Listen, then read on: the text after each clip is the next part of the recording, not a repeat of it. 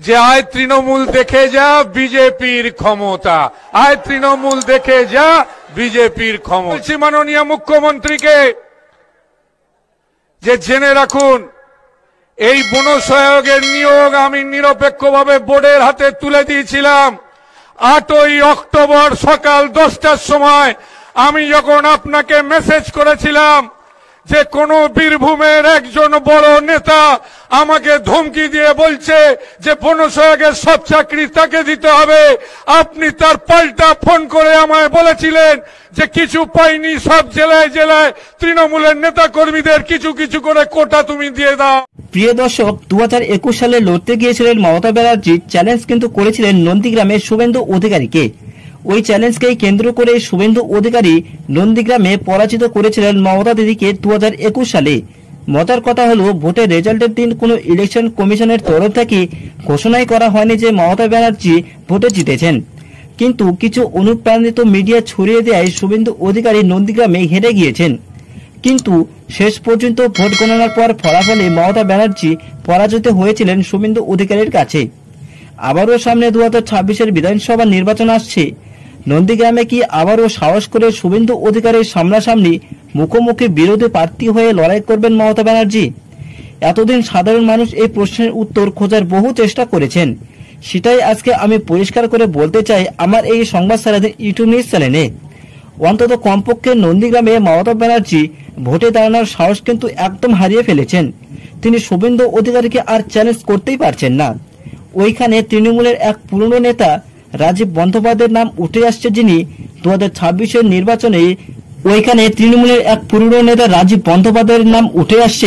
যিনি নাকি নন্দীগ্রামে শুভেন্দু অধিকারীর বিরোধিতা প্রার্থী হিসেবে লড়াই করবেন। কেন রাজীব বন্দ্যোপাধ্যায়কে সেখানে দাঁড় করাবেন? কারণ মমতা দিদি তো নিজের মুখে বলেছেন ওনার ছবি আর প্রতীকটাই যথেষ্ট লড়াই করার জন্য। তার মানে উনি বুঝতে পারছেন ওইখানে ভোটে দাঁড়ানো মানেই হার নিশ্চিত। প্রশ্ন হচ্ছে, হঠাৎ করে এই রাজীব বন্দ্যোপাধ্যায়ের নাম কি করে উঠে এলো? দেখুন, বিগত কয়েকদিন ধরে তৃণমূলের সাধারণ সম্পাদক অভিষেক বন্দ্যোপাধ্যায় জেলায় জেলায় সাংগঠনিক বৈঠক করছেন, কিন্তু 294তম শেষ জেলা সংগঠন এই নন্দীগ্রামকে নিয়ে কিন্তু বেশ আলাদা করে রাজনৈতিক মহলে একটি বৈঠক হতে চলেছে। নন্দীগ্রামের মানুষজন কতটা ঘাসফুল শিবিরকে চেপে রেখেছে তা আপনারা খুব ভালো করে বুঝতে পারছেন। এই রাজীব বন্দ্যোপাধ্যায়, যিনি একসময় মমতা দিদির ছবি হাতে নিয়ে কাঁদতে কাঁদতে বেরিয়ে এসেছিলেন, এনাকেই তৃণমূলের সমস্ত নেতারাই চোর বলে খেদিয়ে দিয়েছিলেন দল থেকে।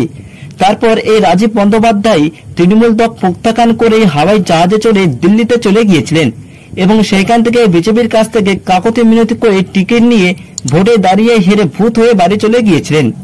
টানা 2-3 বছর পর চটি চাটতে চাটতে তৃণমূলের সমস্ত নেতাদের অভিষেক বন্দ্যোপাধ্যায়ের হাত ধরে ভোটে দাঁড়ানোর চেষ্টা করেছেন। তৃণমূলের কূটনীতির রাজনীতি বোঝা খুব মুশকিল। যাকে তৃণমূলের মাথা চোর বলে দল থেকে বের করে দিয়েছিলেন, তাকে আবার বুকে জড়িয়ে 2026-এর নির্বাচনে শুভেন্দু অধিকারীর বিরুদ্ধে লড়াই করার জন্য প্রার্থী হিসেবে নন্দীগ্রামে দাঁড় করাইয়াছেন। একটা সময় গলা বাজিয়ে মুখ্যমন্ত্রী বলতেন 294টি আসনে তিনি প্রার্থী, তিনি মুখ, ওনার মুখ দেখে মানুষ ভোট দেয়।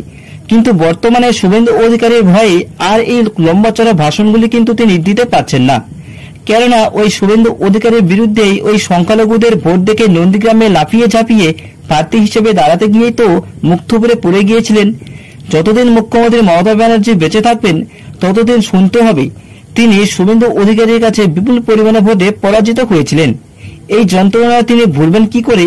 এই জন্যই তিনি আর কখনোই বলেন না 294টি আসনে প্রার্থী হিসেবে তিনি, বরং নন্দীগ্রাম থেকে তিনি পলায়ন করেছেন। এক সময় মমতা ব্যানার্জি চটিচাটা কর্মীরা বলতেন ডক্টর মমতা ব্যানার্জি। তারপর যখন জালি ডিগ্রি বেরিয়ে এলো, তারপর থেকে আর এই কিন্তু কর্মীরা ওই নামে আর ওনাকে ডাকেন না। আবার কয়েক বছর পরে কিন্তু এটাকে পাল্টাই দেওয়ালে লেখা হতো সততার প্রতীক মমতা ব্যানার্জি। কিন্তু সত্যি কথা বলতে আতশ কাঁচ দিয়ে খুঁজলেও হয়তো সততা খুঁজে পাওয়া যাবে না। প্রিয় দর্শক, আপনাদের মূল্যবান মতামত অবশ্যই শেয়ার করবেন আমাদের সঙ্গে এই সংবাদ সারাদিন ইউটিউব চ্যানেলে কমেন্টের মাধ্যমে। এবং আপনাদেরকে যদি আমার এই ভিডিওটি ভালো লাগে তাহলে এই চ্যানেলটিকে অবশ্যই সাবস্ক্রাইব করে নেবেন। এবং আপনাদের কাছে এটি অনুরোধ রইল, পশ্চিমবঙ্গের সমস্ত বিজেপি কর্মীদের কাছে এই ভিডিওটি প্রচুর পরিমাণে শেয়ার করে দিতে, যাতে প্রত্যেকের কাছেই এই ভিডিওটি পৌঁছে যেতে পারে। প্রিয় দর্শক, বিজেপি পার্টির সমস্ত খবর প্রত্যেকদিন দেখতে এই চ্যানেলটিকে অবশ্যই সাবস্ক্রাইব করবেন। দেখা হচ্ছে আপনাদের সঙ্গে পরবর্তী খবরে। ততক্ষণে নজর রাখুন, দেখতে থাকুন এই সংবাদ সারাদিন ইউটিউব নিউজ চ্যানেলে। ধন্যবাদ জানাই আপনাদের সবাইকে।